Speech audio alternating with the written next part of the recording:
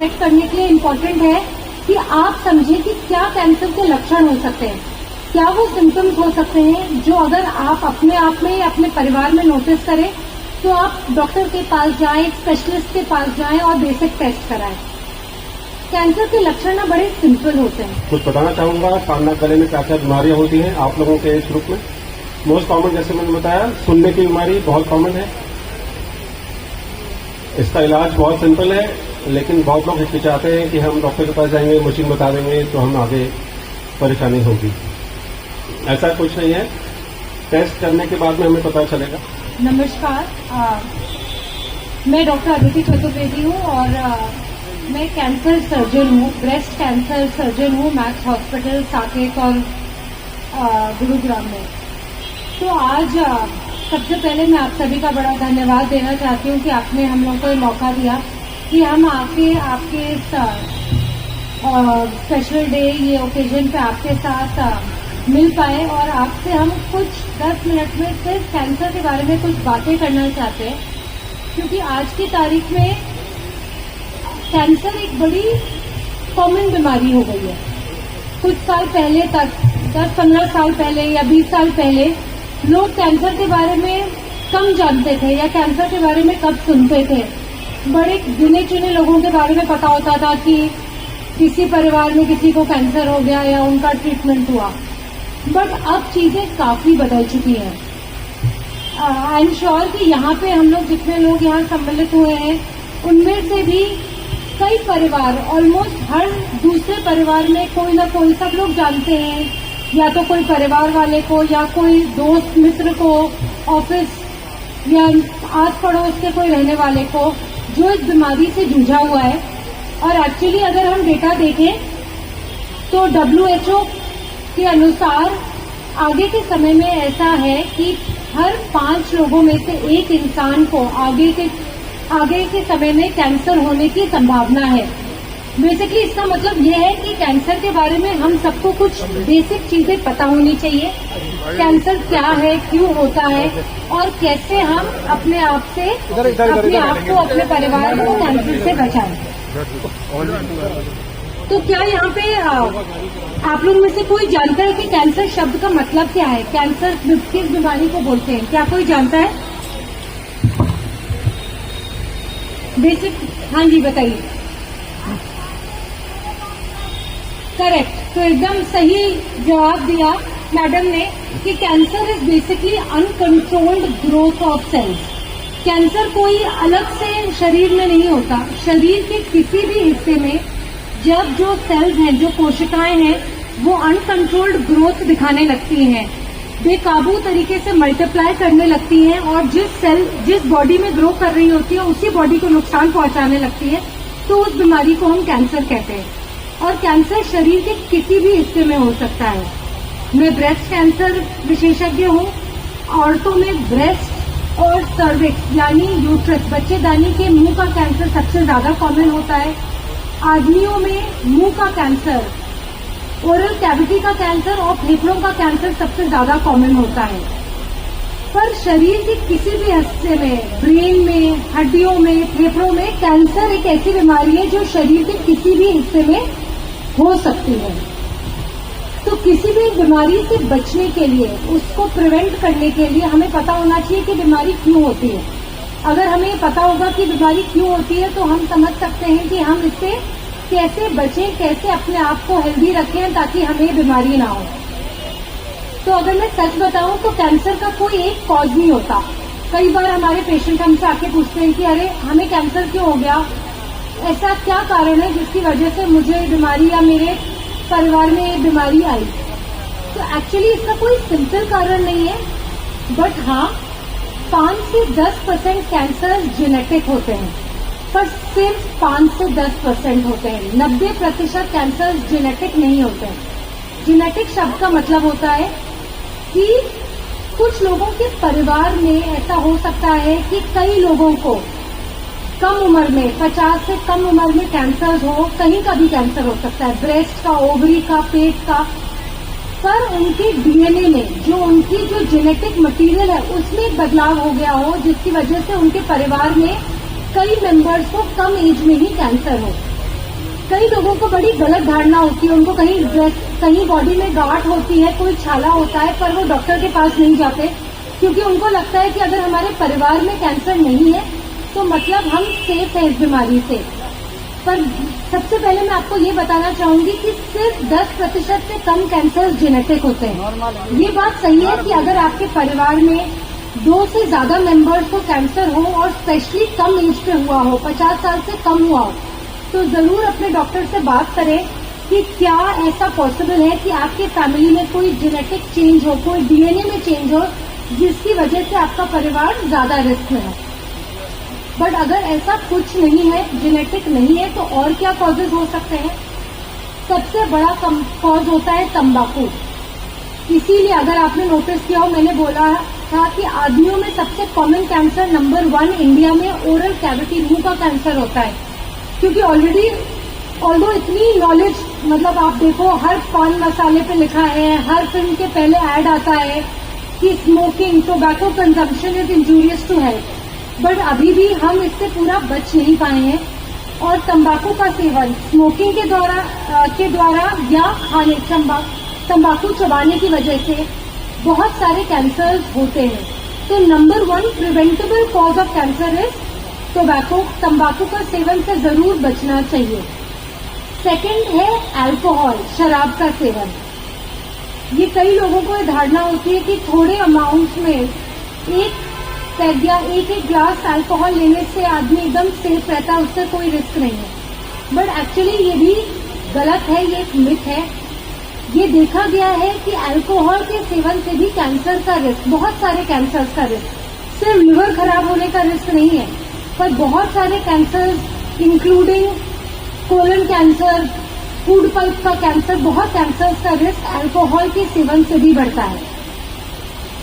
Tobacco, alcohol के बाद तीसरी इंपॉर्टेंट चीज है मोटापा, ओबेसिटी। आज की न्यूज, मतलब हम लोग जब पढ़ते हैं कैंसर के बारे में तो अब हम बोलते हैं कि ओबेसिटी, मोटापा इज द सेकेंड टोबैको। जैसे कि पहले ज्यादातर कैंसर टोबैको, तंबाकू की वजह से होते थे, अब धीरे धीरे एक्टिविटी, एक्सरसाइज लोगों की कम हो रही है, जंक फूड का यूसेज बढ़ रहा है, मोटापा जैसे जैसे दुनिया भर में बढ़ रहा है, उससे भी देखा जा रहा है कि बहुत सारे कैंसर, अगेन औरतों में बच्चेदानी का कैंसर, कोलन का कैंसर, ब्रेस्ट कैंसर, ये सब ओबेसिटी, मोटापे से रिलेटेड है। और बहुत सारे और कॉजेज हैं, radiation, pollution, hormonal factors. But ये 3 चीजें, तंबाकू, अल्कोहल एंड मोटापा, 3 प्रिवेंटेबल कॉजेज हैं। हम अपने डीएनए, अपने जीन्स को बदल नहीं सकते, पर ये 3 चीजों से अगर हम बचते हैं तो हम डेफिनेटली कैंसर के रिस्क को काफी हद तक कम कर सकते हैं। तो जब हमें कॉजेज पता है तो हमें प्रिवेंशन तो ऑटोमेटिकली पता है। पर मैं कुछ चीजें बस डाइट के बारे में बोलना चाहूंगी, डाइट और एक्सरसाइज के बारे में। कई लोग डाइट के बारे में पूछते हैं कि भाई हमारे कैंसर हो गया, हमारे घर में किसी को कैंसर हो गया, हम क्या खाएं ताकि हम अपने आप को बचा पाए। तो कैंसर प्रिवेंशन के कोई स्पेशल या सुपर डाइट नहीं पता है, कोई साइंस में ऐसी डाइट के बारे में नहीं इन्फॉर्मेशन है। बट हाँ, सिंपल चीजें, हाई कैलोरी जंक चीजें, फ्राइड और प्रोसेस्ड चीजें कम से कम खाएं। पैकेज्ड चीजें, प्रिजर्वेटिव वाली चीजें हम जितना कम से कम कंज्यूम कर सके उतना ही हमारे बॉडी में ओवरऑल बीमारियों से बचने के चांसेस ज्यादा हैं। फल, सब्जी, सैलेड ज्यादा खाएं।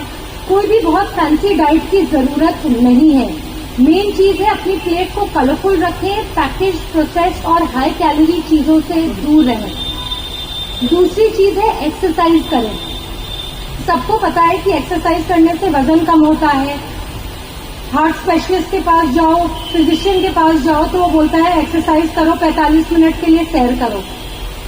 पर ये शायद आपको नहीं पता होगा कि डेली एक्सरसाइज करने से, कोई भी तरीके की एक्सरसाइज हो, वॉकिंग हो, योगा हो, जिम, स्विमिंग, जो आपको पसंद हो, कोई भी तरीके की एक्सरसाइज करने से ये देखा गया है कि कैंसर का रिस्क भी ऑलमोस्ट 10 से 20% कम होता है। तो चाहे आपकी उम्र कुछ भी हो, अपनी बॉडी, अपने हेल्थ के लिए आप डाइट और एक्सरसाइज पे ध्यान जरूर रखें। और तीसरी बात है कि क्या कोई रूटीन टेस्टिंग की जरूरत है आपको? क्या कैंसर के लिए कोई स्पेशल टेस्ट होते हैं? तो सबसे पहली बात, कोई ऐसे फुल बॉडी का टेस्ट नहीं होता। हम कभी भी लोगों को नहीं बोलते कि अगर आप कोई रूटीन कैंसर का टेस्ट करा लो, पर 2-3 चीजें जो आप कर सकते हो, अपने जनरल फिजिशियन के साथ डिस्कस कर सकते हो। 40 साल से ऊपर की औरतों को मैमोग्राम जरूर कराना चाहिए। मैमोग्राम बड़ा सिंपल सा टेस्ट है, ब्रेस्ट का एक्सरे है, 5 मिनट में हो जाता है। दिल्ली में बहुत सारे हॉस्पिटल्स में, इंक्लूडिंग आवर हॉस्पिटल में, इजीली अवेलेबल है। सिंपल टेस्ट है, उसमें कोई खास ना डिफिकल्टी होती, ना इंजेक्शन लगता, ना बड़ा कॉस्टली है। एंड उससे हम कैंसर्स को अर्ली स्टेज में पकड़ सकते हैं, पर हम बहुत ज्यादा नहीं कर सकते। साल में एक बार ही करते हैं, और यंग लोगों में नहीं करते, 40 साल के बाद ही करते हैं। दूसरा एक टेस्ट होता है, उसको हम पैप स्मीयर बोलते हैं, जो बच्चेदानी के मुंह का एक टेस्ट होता है, कोई भी गायनेकोलॉजिस्ट कर सकती है। उससे सर्वाइकल कैंसर, जो बच्चेदानी के मुंह का कैंसर है, वो अर्ली स्टेजेस में, कैंसर बनने के पहले पकड़ में आ सकता है। और अगर HPV वायरस और पैप्समेयर का टेस्ट हो तो बस आपको 5 साल में एक बार कराने की जरूरत है। आदमियों के लिए और क्या टेस्ट है? अगर किसी ने स्मोकिंग की है बहुत साल, कोई क्रॉनिक स्मोकर है, तो उसको स्मोकिंग तो छोड़ ही देनी चाहिए। उसके अलावा वो अपने फिजिशियन से बात कर सकता है। लो डोज CT स्कैन, एक CT स्कैन होता है ताकि लंग कैंसर के बारे में टेस्ट हो। ये कुछ सिंपल टेस्ट है जो आप ऐसे खुद से नहीं करा सकते, पर आप फिजिशियन से मिलकर, ऑन्कोलॉजिस्ट से मिलकर, सर्जन से मिलकर डिस्कस कर सकते हैं। और एक टेस्ट है PSA, प्रोस्टेट स्पेसिफिक एंटीजन का, प्रोस्टेट कैंसर के। वो हम कुछ लोगों में रेकमेंड करते हैं, रूटीनली नहीं रेकमेंड करते। तो ये सब के बाद मैं एंड में आपको बस ये बताना चाहूंगी कि कैंसर के क्या बेसिक लक्षण होते हैं। ट्रीटमेंट एंड ऑल के बारे में बात करने का फायदा नहीं है। बाय द वे, कैंसर के ट्रीटमेंट बहुत इजीली अवेलेबल है। पहले लोगों को लगता था कि कैंसर का ट्रीटमेंट नहीं होता है, कैंसर मतलब डेथ सेंटेंस, जान को खतरा है। आज भी हमारे पेशेंट जब हमारे क्लिनिक में आते हैं, हॉस्पिटल आते हैं, तो कई एकदम डरे हुए होते हैं। उनको लगता है कैंसर हो गया तो मतलब जान गई। ऐसा बिल्कुल भी नहीं है। कैंसर अगर अर्ली स्टेजेस में, फर्स्ट सेकंड स्टेज में डिटेक्ट किया जाए तो मोर देन 80 to 90% लोगों का क्योर हो सकता है। पर इम्पोर्टेंट है कि हम अर्ली स्टेज में डिटेक्ट करें। और अर्ली स्टेज यानी कि शुरुआती दौर में डिटेक्ट करने के लिए इम्पोर्टेंट है कि आप समझें कि क्या कैंसर के लक्षण हो सकते हैं, क्या वो सिम्टम्स हो सकते हैं जो अगर आप अपने आप में या अपने परिवार में नोटिस करें तो आप डॉक्टर के पास जाएं, स्पेशलिस्ट के पास जाएं और बेसिक टेस्ट कराएं। कैंसर के लक्षण ना बड़े सिंपल होते हैं, नॉर्मल बीमारियों से बहुत फर्क के नहीं होते। ब्रेस्ट में या शरीर के किसी भी हिस्से में गांठ हो जाना, मुंह में छाला हो जाना, आपके ब्लैडर बाउल हैबिट्स में कोई बदलाव आना, कोई भी ऐसा सिंपल आपकी बॉडी में कोई चेंज आना, ये कैंसर के लक्षण हो सकते हैं।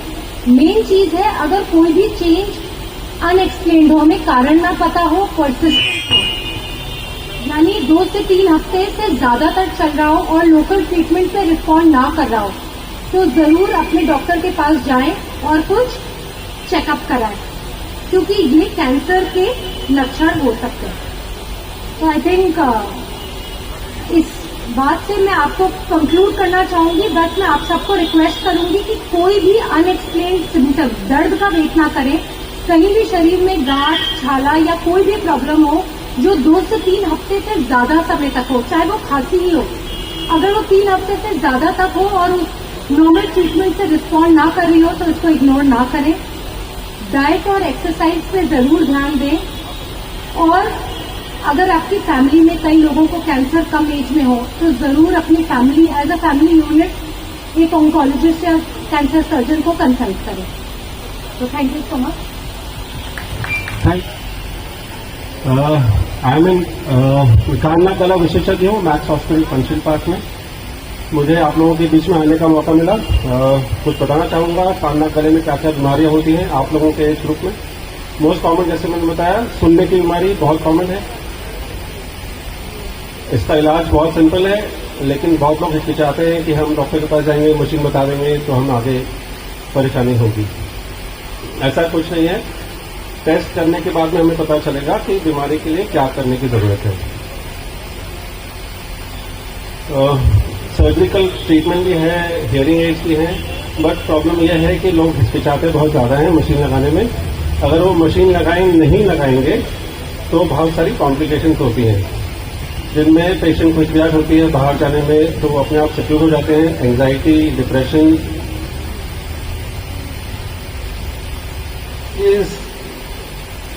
इसका ट्रीटमेंट बहुत ज़रूरी है। ये हो गया कान के बारे में। बाकी चीज़ें हैं, कान में दर्द हो, कान में ब्लॉकेज हो, डॉक्टर के पास जाना चाहिए। नॉर्मली वैक्स होती है, निकालने से सुनाई में भी बेहतरी महसूस होती है उनको। ये हो गया कान के बारे में। चक्कर आना इज ऑल्सो वेरी कॉमन, जिसके लिए लोग घबरा जाते हैं, सीधे न्यूरोलॉजिस्ट के पास जाते हैं। 90% केसेज में उसका इलाज ENT वाले ही करते हैं। नाक में हम में से कितने लोग ब्लड थिनर्स ले रहे हैं? ब्लड थिनर्स कौन कौन ले रहा है? कितने लोगों को डायबिटीज है? डायबिटीज वाले पेशेंट्स के लिए मैं बता दूं, कान में ईयरबड जो आप यूज करते हैं बहुत रिस्की है। इससे इन्फेक्शन होगा तो उससे आगे something called malignant otitis externa, वो इन्फेक्शन जो आपके कान के जरिए आपके ब्रेन तक जा सकता है। तो ईयरबड्स नहीं यूज करना है। ब्लड थिनर्स की वजह से नाक जो खुरेते हैं उससे ब्लीडिंग हो सकती है। ब्लड थिनर्स वाले पेशेंट्स में ब्लीडिंग करना थोड़ा मुश्किल हो सकता है, तो इनको इग्नोर नहीं करना है। तीसरा, आवाज़ लोगों की बैठ जाती है, उनको लगता है कि गला खराब हो गया, ठीक हो जाएगा।